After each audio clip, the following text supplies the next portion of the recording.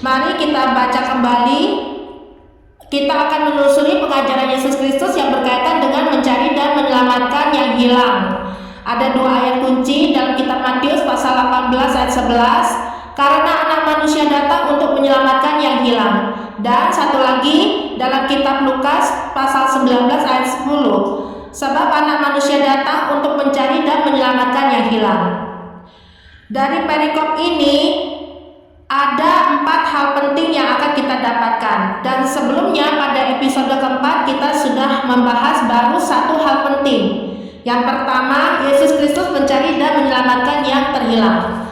Saat ini kita akan membahas lanjutannya 3 hal penting itu, yang dimulai dari yang kedua. Yang kedua, pergulatan iman Sakeus tertuju kepada Yesus Kristus. Dalam kitab Lukas pasal 19 ayat 3 dan 4, ia berusaha untuk melihat orang apakah Yesus itu, tetapi ia tidak berhasil karena orang banyak, sebab badannya pendek. Maka berlarilah ia mendahului orang banyak, lalu memanjat pohon ara untuk melihat Yesus yang akan lewat di situ. Sakeus adalah seorang kaya yang pekerjaannya sebagai pemungut cukai.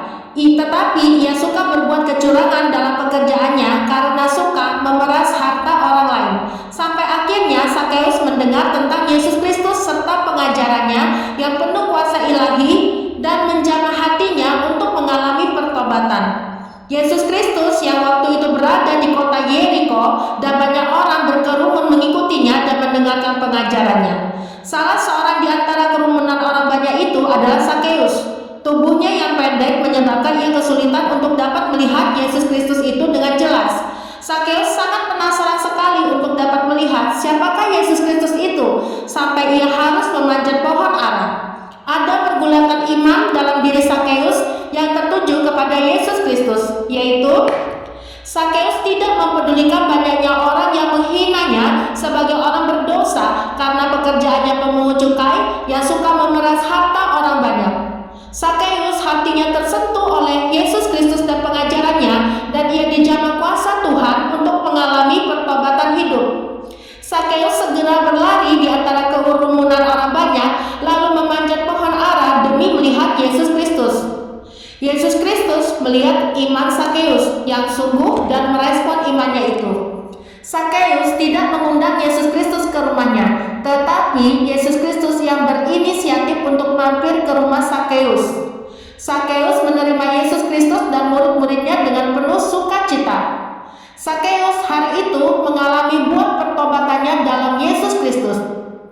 Sakeus menjadi salah satu pengikut Yesus Kristus yang setia. Marilah kita belajar dari pergulatan iman Sakeus yang tertuju kepada Yesus Kristus sebagai fokus imannya, dan bukan fokus kepada perkataan buruk kerumunan orang banyak. Seperti apa yang Sakeus telah alami ketika berjumpa dengan Yesus Kristus, perubahan ajaib terjadi dalam seluruh hidupnya. Yesus Kristus membela perkara pertobatan Sakeus di hadapan kerumunan orang banyak, saksi-saksi nyata. Mereka tadinya bersungut-sungut tentang kehidupan Sakeus, akhirnya menjadi terkesima akan buah pertobatan yang telah terjadi dalam diri Sakeus dan bagaimana ia siap menanggalkan manusia lamanya yang jahat. Sakeus menjadi pribadi yang dibaharui hati, pikiran, dan perbuatannya oleh kuasa firman Yesus Kristus yang menerima pertobatannya. Ketiga, orang banyak bersungut-sungut dan memandang Sakeus tetap orang berdosa. Dalam kitab Lukas pasal 19 ayat 7, tetapi semua orang yang melihat hal itu bersungut-sungut, katanya, ia menumpang di rumah orang berdosa. Hidup setiap kita juga bisa digambarkan seperti Sakeus, orang yang berdosa, yang hidupnya dalam kesesatan. Terkadang ketika setiap kita mau bertobat, yang terjadi di depan kita seakan banyak orang yang menghambat atau berusaha menutup rapat jalan pertobatan kita, sehingga kita kesulitan untuk berjumpa secara pribadi dengan Yesus Kristus. Dalam kisah Sakeus ini justru kerumunan orang banyak itu melambangkan jemaat yang mengikuti Yesus Kristus. Namun mereka malah menghina Sakeus yang mau bertobat itu, seakan diri Sakeus tetap salah, tetap orang berdosa, sulit bertobat di mata mereka. Bayangkanlah bagaimana perasaan Sakeus saat itu, seperti diserang oleh hinaan dan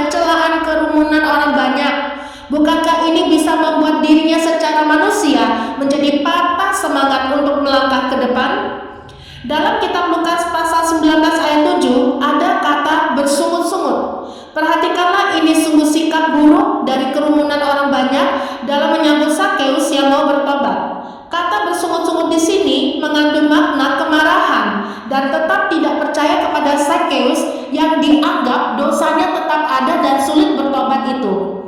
Kerumunan orang banyak yang melambangkan jemaat justru berpikiran buruk seakan terus-menerus mengangkat dosa Sakeus ke permukaan lebih tinggi daripada harus mengasihani apalagi memberi kasih kepadanya.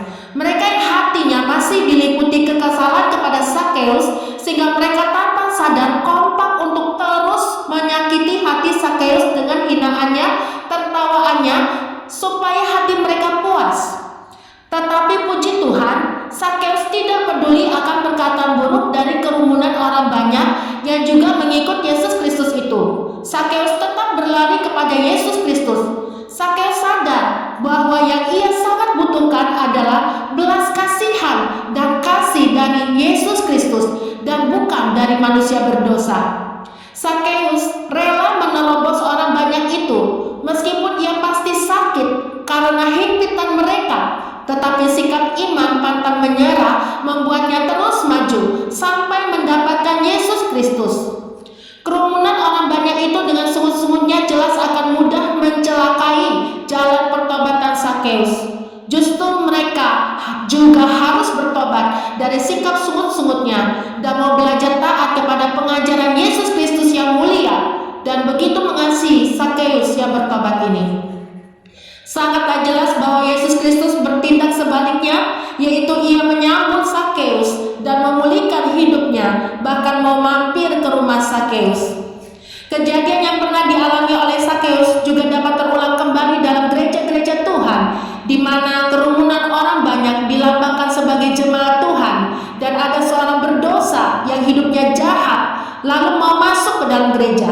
Bisa saja di antara banyak jemaat Tuhan ada orang-orang yang pernah dirugikan karena ulah kejahatan seorang itu. Lalu ketika kerumunan jemaat mulai membicarakan tentang seorang itu, yang berkembang malah bersungut-sungut atau kemarahan besar untuk menghina dan menindas seorang itu. Kerumunan jemaat menyatakan celaan dan sikap buruk mereka terhadap seorang yang dianggap jahat itu, seakan itu tindakan tepat dan benar. Sesungguhnya sikap mayoritas jemaat yang bersungut-sungut ini sangat berbahaya karena menghambat dan menghalangi pertobatan seseorang yang mencari Yesus Kristus. Perhatikanlah, apa yang telah dilakukan oleh mayoritas jemaat ini adalah sangat keterlaluan, buruk dan tidak benar di mata Yesus Kristus.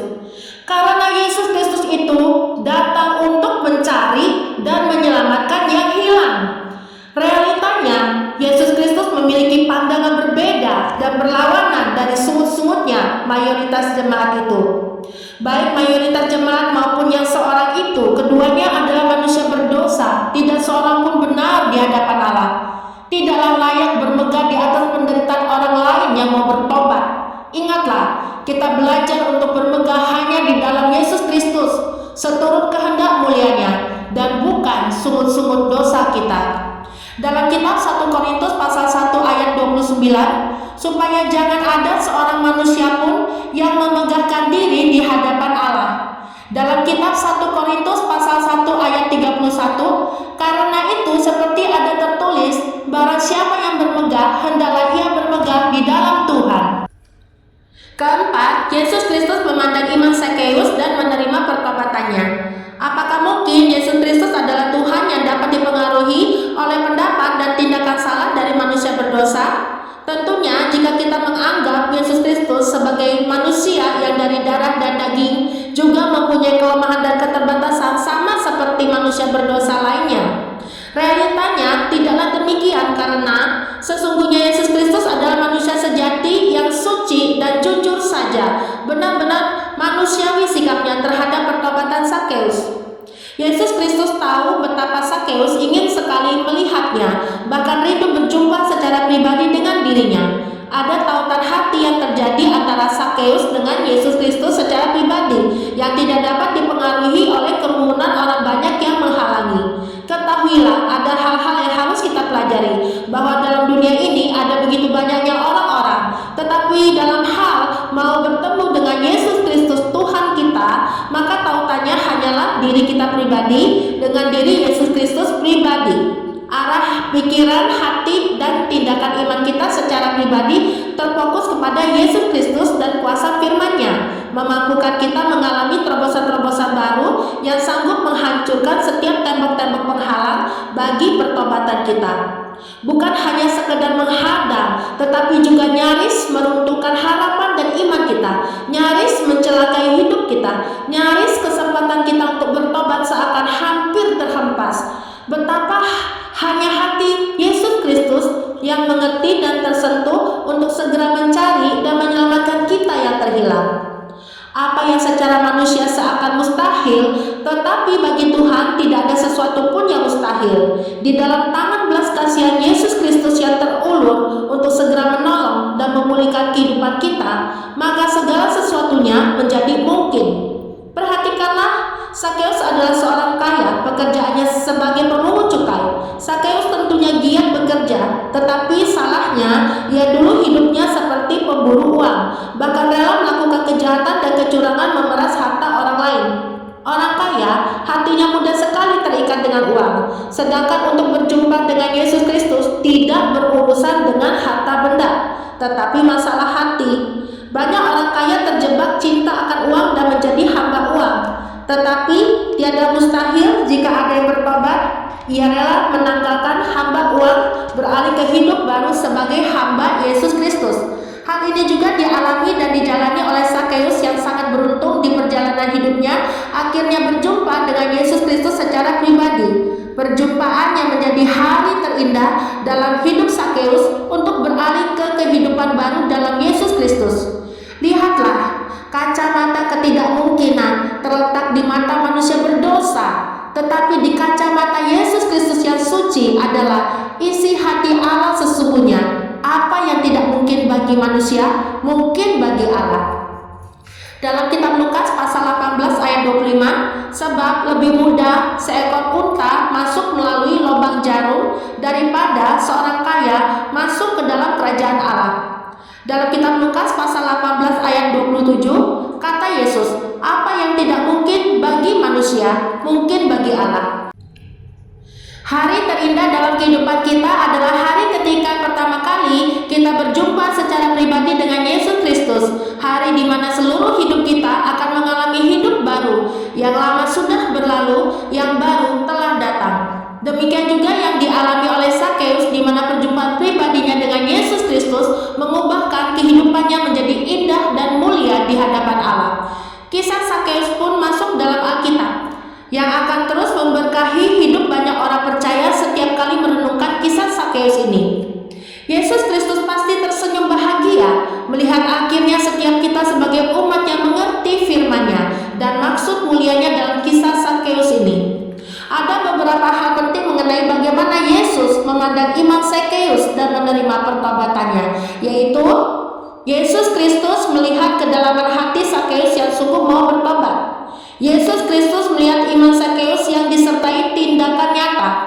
Pandangan Yesus Kristus mulia tidak dapat dipengaruhi oleh sungut-sungutnya kerumunan orang banyak yang mencela Sakeus. Yesus Kristus berinisiatif untuk mampir ke rumah Sakeus dan hendak memberkatinya. Kuasa firman Yesus Kristus mengubahkan hidup Sakeus yang menghasilkan buah-buah pertobatan hari itu juga. Pertobatan Sakeus menjadi kesaksian nyata bagi keluarganya dan di hadapan orang banyak itu bagi kemuliaan Yesus Kristus. Puji Tuhan, di antara kerumunan orang banyak itu, hati Yesus Kristus tergerak penuh belas kasihan dan Dia memberkati Sakeus. Demikian juga akhirnya kerumunan orang banyak itu menyaksikan juga bagaimana Yesus Kristus membuat Sakeus mengalami perubahan ajaib dalam hidupnya yang membuahkan pertobatan sejati. Sakeus rela menanggalkan manusia lamanya, rela mengembalikan harta benda kepada mereka yang pernah dirugikan dan diperas hartanya. Bukan hanya itu saja, hatinya tersentuh oleh kasih Tuhan, menggerakkan hidup barunya, mau bermurah hati, menolong orang-orang miskin. Yesus Kristus tentu hatinya terharu dan turut bahagia melihat pertobatan Sakeus hari itu.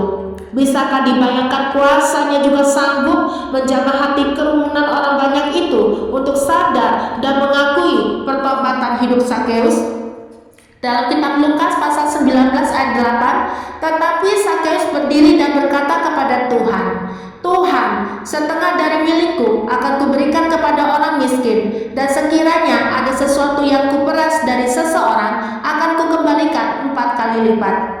Ini adalah bagian rencana mulianya yang dinyatakan di hadapan orang banyak sebagai lambang jemaat Tuhan, agar belajar meneladani karakter Yesus Kristus yang penuh kasih, menerima orang berdosa yang terhilang untuk diselamatkannya, sebuah kasih sejati tanpa syarat. Di tangan belas kasihan Yesus Kristus, Sakeus masuk dalam misi penyelamatannya, dan bukan hanya Sakeus saja, tetapi orang-orang seisi rumahnya, bahkan teman pemungut cukai lainnya juga turut mengalaminya juga.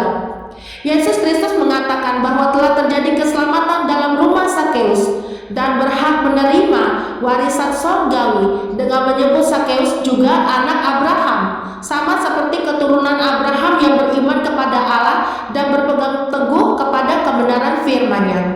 Perjanjian kekal yang Allah berikan kepada Nabi Abraham dan keturunan berimannya juga akan memberkati kita semua yang menjadi umat tebusan Yesus Kristus, meskipun berasal dari bangsa-bangsa lain. Dalam kitab Lukas pasal 19 ayat 9, kata Yesus kepadanya, hari ini telah terjadi keselamatan kepada rumah ini, karena orang ini pun anak Abraham. Demikianlah renungan pada hari ini. Marilah kita bersatu di dalam doa.